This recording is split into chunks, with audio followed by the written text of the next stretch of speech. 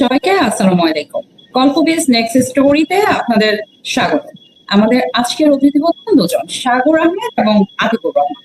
ওনারা দুজনেই তরুণ উদ্যোক্তা। চলুন শুরু করা যাক। কেমন আছেন আপনারা? আলহামদুলিল্লাহ ভালো আছি। আপনারা ভালো আছেন?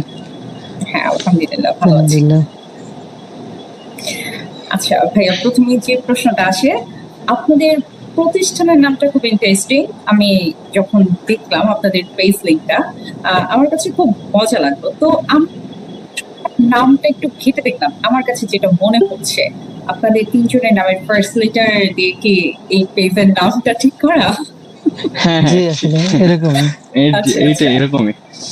আচ্ছা, এই নামকরণের পিছনের গল্পটা একটু শেয়ার করেন, শুনি আমরা।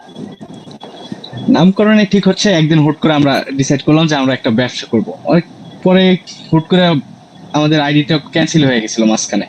পরে একদিন রাত্রে হাঁটাহাঁটি করার সময় হঠাৎ মনে হলো আসলে আমাদের ব্যবসাটা প্ল্যানটা আবার স্টার্ট করা দরকার। পরে আমার বাসায় আসলাম, আমার বাসায় হোয়াইট বোর্ড ছিল। আমরা সবাই প্ল্যান করতেছিলাম কিছু না কিছু একটা করব, কিন্তু নামটা ওইরকম ভাবে খুঁজে পাচ্ছিলাম না। পরে হুট করে দেখলাম যে আমাদের তিনজনের নাম দিয়ে লেখা যায়, আবার জাস্ট মানে একদম শুধু হাতের কাছে যেটা পাওয়া যায়, জাস্ট শুধু টেক টেক রিলেটেড। পরে দেখলাম যে যে ইউটা যদি বাদ দিয়ে এ লেখা যায় তাহলে আমাদের তিনজনের নাম চলে আসতেছে। হ্যাঁ। এদিকে টেকও হয়ে যাচ্ছে, শুধু টেক। এইভাবেই আর কি নামটা লেখা হয়ে গেছে। আচ্ছা, আচ্ছা। আচ্ছা ভাইয়া, এত এত প্রোডাক্টের ভিড়ে গেজেট টাইপ প্রোডাক্ট নিয়ে কেন বিজনেস করার সিদ্ধান্ত নিলেন আপনারা? সত্যি বলতে কি, গ্যাজেটটা হচ্ছে দেখা গেছে আমি একটু ওই টেক রিলেটেড এর সাথে একটু জড়িত ছিলাম প্রথম থেকে। আমার ফ্রেন্ডরাও একটু টেক রিলেটেড সবাই। আমি ফার্মেসি ডিপার্টমেন্টে হলেও আমার দুই ফ্রেন্ড হচ্ছে, একজন সিএসসি তে একজন সফটওয়্যারে। দেখা যাচ্ছে ওরা আমার থেকে বেশি টেক রিলেটেড, যার কারণে আবার দেখা যায় আমার ডেইলি লাইফে বেশি টেক রিলেটেড জিনিস বেশি ইউজ হচ্ছে।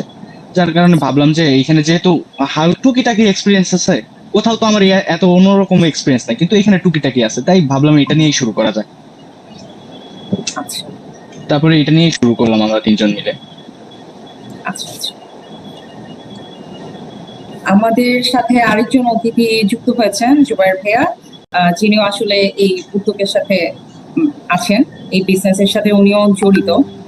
আসসালামু আলাইকুম ভাইয়া, কেমন আছেন? আলহামদুলিল্লাহ ভালো।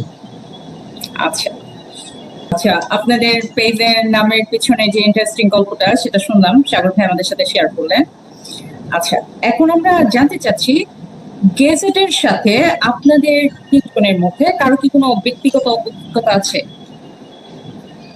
গেজেট দেখা গেছে আমি একটু টুকটাক গেজেট রিলেটেড কাজ করতাম, যেমন ধরেন স্পিকার, এগুলা নিয়ে আগে একটু ঘাটাঘাটি ছিল, পিসি পার্টস এইরকম টাইপের। পরে হালকা পাতলা এই জন্য ধারণা থেকেই বললাম যে কিছু এক্সপিরিয়েন্স না থাকার থেকে যেটাই আছে হালকা পাতলা ওইটা দিয়ে শুরু করি, এই জন্য এই গেজেট রিলেটেড আসে। আচ্ছা, আচ্ছা। আচ্ছা ভাইয়া, গেজেট আইটেমের মার্কেট সাইজটা ঠিক করো আমাদের বাংলাদেশে, আর এর কাস্টমার হয়ে থাকে। মূলত আমরা ইয়াং জেনারেশনটাই গেজেটের মার্কেটে বেশি ইনভলভ থাকি। দেখা যাইতেছে এটার গেজেট রিলেটেড, আমি যদি 10টা স্টলের পাশে একটা গেজেট রিলেটেড থাকে, যদি আমরা নাও কিনতে চাই একবার হইলেও ঘুরে আসা দেখবো। কারণ দেখা যায় ওইখানে ইন্টারেস্টিং কিছু প্রোডাক্ট আছে। আমরা একবার চাই, কিছু না হলেও একবার হইলেও আমরা যাই ওইখানে। এই থেকে দেখা গেল যে আমাদের মার্কেটটা বিশাল বড় এইখানে। পুরা ওয়ার্ল্ডই এখন গ্যাজেটের উপরে নির্ভরশীল দেখা যাচ্ছে। আমাদের চায়না বিশ্বের একদম ফার্স্টের দিকে গ্যাজেট সেল করে। এই থেকে আমরা দেখলাম যে আমরা যদি চায়না থেকে কোনো প্রোডাক্টটা নেই তাহলে আমাদের মার্কেটটা আরো বেশি বড় হয়, এই কারণে আমরা গ্যাজেটের দিকে আগাইছি বেশি।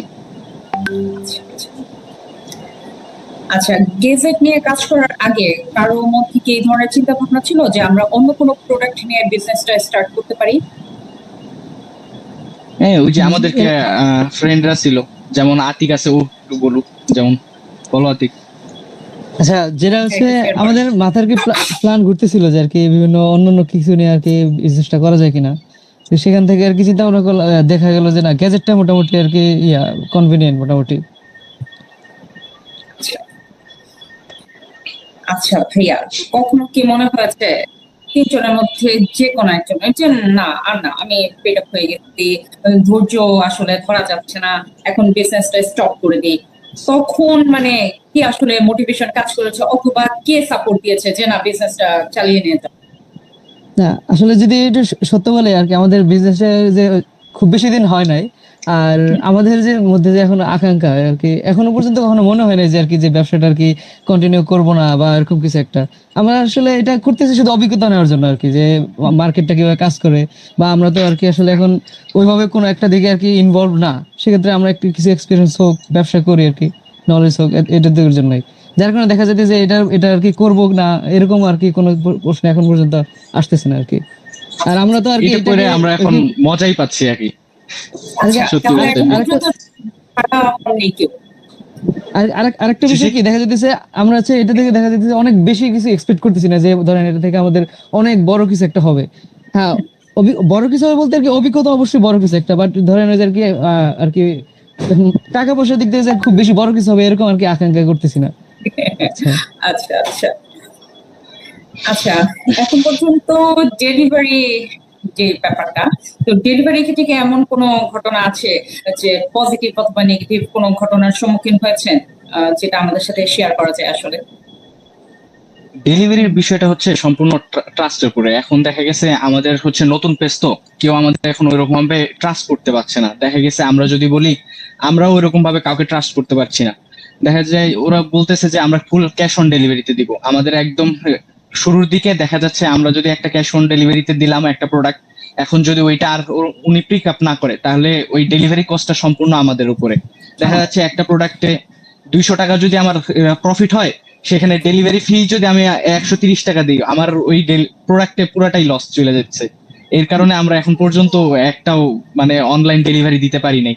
দেখা যাচ্ছে ফ্রেন্ড সার্কেল, এই যে ভার্সিটিতে কিছুদিন আগে আমাদের স্টল হলো, ওইটাই দিছি, আমরা কিছু সেল করছি। আলহামদুলিল্লাহ যথেষ্ট পরিমাণ ভালো রেসপন্স পাইছি ভার্সিটি থেকে। ফ্রেন্ড সার্কেল থেকেও আমরা অনেক ভালো রেসপন্স পাচ্ছি। আচ্ছা আচ্ছা আচ্ছা, তাহলে আপনাদের ফ্রেন্ড সার্কেলের মোটিভেশনে আপনারা এগিয়ে যাচ্ছেন সামনের দিকে। হ্যাঁ, এটা বলা যেতে পারে। আমাদের ভার্সিটিও আমাদের অনেক হেল্প করতেছে এদিকে। আচ্ছা আমরা দেখা গেল যে এত বড় একটা স্টল দিচ্ছি, স্টলে আমরা তো মনে আমাদের ধারণার বাহিরে আমরা সেল করছি, সত্যি বলতে যা। যাক, আলহামদুলিল্লাহ। আচ্ছা, ফার্স্ট ফ্যামিলির অফ অল আমাদের স্টল দেওয়ার কিন্তু তেমন কোনো ইচ্ছা বা বলেন তেমন কিছু আইডিয়া ছিল না আর কি ফার্স্টের দিকে যে আমরা স্টল দিব। যদি বড় হয় কোনো সময় বা যদি সময় দিতে পারি বা অন্য কাউকে বসায় হয়তো আমরা স্টল দিতে পারি, এরকম একটা আইডিয়া ছিল। তো শুরুর দিকে হয়তো আসলে কারো সময় দেওয়ার মতো এত সময় নাই আসলে, এই জন্য তিনজন কাজটাকে ভাগ করে নিচ্ছি আর কি। স্টলটা রেফারেলি ফ্যামিলি সাপোর্ট কেমন পাচ্ছেন? মানে ফ্যামিলি থেকে কি কোনো বাধা আসতেছে, নাকি ফ্যামিলি ফুল সাপোর্ট দিচ্ছে তিনজনকে? আসলে ফ্যামিলি ফুল সাপোর্ট দিতেছে। ফ্যামিলি সাপোর্ট আছে যে কিছু একটা করি, কিছু একটা এক্সপিরিয়েন্স করি, ভালো একটা এক্সপ্লোর হবে, তারপর অনেক কিছু আইডিয়া হবে, এটা ফ্যামিলি আসলে চায়। আচ্ছা আচ্ছা, তাহলে ফ্যামিলি ফুল সাপোর্ট দিচ্ছে আপনাদেরকে। জি। জি, জি। আমরা দেখা গেছে একদম সীমিত অ্যামাউন্ট নিয়ে শুরু করছি, তো ফ্যামিলিও এই জন্য আমাদের কিছু বলে নাই। কারণ দেখা গেছে আমরা একদম বাসায় ছিলাম, আমরা টিউশনই করি সত্যি বলতে। পরে বাসায় বললাম যে আমরা একটা ছোটখাটো বিজনেস শুরু করব খুব অল্প টাকার মধ্যে। পরে আমরাও বললাম যে এতদিন তো অনেক টাকা নষ্ট করছি, অল্প কিছু টাকা দিয়ে যদি শুরু করা যায় তাহলে তো হয়, ওইটা টাকা না হলে নষ্টই হইলো। এই হিসাবে পরে দেখা গেল যে ফ্যামিলিও আমাদের অনেক সাপোর্ট করে। আমরা যদি কিছু বলি দেখা যায় আমাদের বিভিন্ন ভাবে হেল্প করতেছে, কোথায় গেলে কি হবে। হ্যাঁ, ফ্যামিলি ফুল সাপোর্টেই আছে এখন বর্তমানে। আচ্ছা আচ্ছা আচ্ছা ভাইয়া, যারা এই ধরনের বিজনেস স্টার্ট করতে চায়, অনেকে আসলে ভয় পায়, অনেকে টিকতে যায়, হয়তো লস হবে, নানান ধরনের তাদের মধ্যে ডিমোটিভেশন চলে আসে। তো তাদেরকে আসলে কি ধরনের মানে আপনারা কি ধরনের আসলে সাজেশন মূলত দেবেন? আমি মনে করি মূলত এটা ধৈর্য থাকা লাগবে। ধৈর্যটাই আসলে মেইন। এই ধৈর্য না থাকলে আচ্ছা কিন্তু ব্যবসায় কেউ টিকে থাকতে পারবে না। আর ব্যবসার একটা প্রথম জিনিসটা হলো যে লস হওয়ার সম্ভাবনা থাকবে। তো ওইটা মাথায় রেখে আসলে ব্যবসাটা শুরু করতে হবে।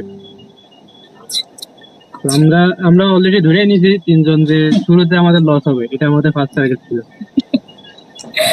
আচ্ছা, তাহলে প্রথমে আমাদের নেগেটিভটা বাধায় বেছে স্টার্ট করতে হবে, সেটাই হচ্ছে মূল কথা।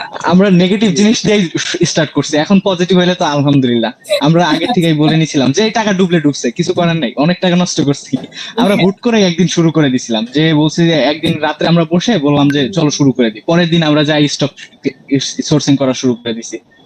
এখন টাকা নষ্ট হইলে আর কিছু করার নাই, এটা সম্পূর্ণ আল্লাহ মালিক যা রাখে আমাদের ভাগ্যে। আচ্ছা আচ্ছা আচ্ছা ভাইয়া, আমাদের প্রোগ্রামের নেক্সট স্টোরি, তো আপনার নেক্সট প্ল্যান, আপনার বিজনেস নিয়ে আপনার নেক্সট প্ল্যান বা নেক্সট স্টোরিটা যদি একটু শেয়ার করেন আমাদের সাথে। এটা যদি আস্তে আস্তে যদি বড় হয়, আমাদের কিন্তু এখন ওয়েবসাইটটা বানানো হয় না, ওয়েবসাইটটা আমরা দেখতেছি। আমি সফটওয়্যার ডিপার্টমেন্টে থেকে আছি, তো এখন সফটওয়্যারটার দায়িত্ব আমি নিছি। এখন এরপরে আমাদের সফটওয়্যার অলরেডি একটু ডিজাইন একটা ডেমো করা হয়েছে, কিন্তু এখন ওইটা ডোমেন নেম লাগবে, তারপর হোস্টিং করা লাগবে, তো এগুলো সম্পর্কে এখনো আইডিয়া নিতেছি। তো আমি এখনো তো ফার্স্ট ইয়ার থার্ড সেমিস্টারে, এখন ফার্স্ট ইয়ার শেষের দিকে, এতটুকু আমার আইডিয়া নাই আসলে। তো কিছু কিছু বড় ভাইয়ের সাথে আমি এখন কথা বলবো, একটা বড় ভাইয়ের সাথে আমি এখনো দেখা করতে পারি নাই, দেখা করে কথা বলবো, এরপরে আমরা ওয়েবসাইটটা দাঁড়া করে ফেলবো। আর ওয়েবসাইট আসলে কাস্টমাররা সবার আগে ওয়েবসাইটটা দেখে, যদি ওয়েবসাইট দেখাইতে পারি আমরা, যদি ওয়েবসাইট একটা ভালো যদি মানসম্মত হয়, তাহলে কিন্তু আমাদের বিজনেসটা আশা করা যায় একটু বড় হবে। আর বড় হইলে হয়তো আলহামদুলিল্লাহ আল্লাহ যা রাখে। হ্যাঁ ভাইয়া, বুঝতে পেরেছি। ভাই, আপনাদের তিনজনের সাথে কথা বলে অনেক ভালো লাগলো, আপনাদের মূল্যবান সময় আমাদের সাথে শেয়ার করার জন্য।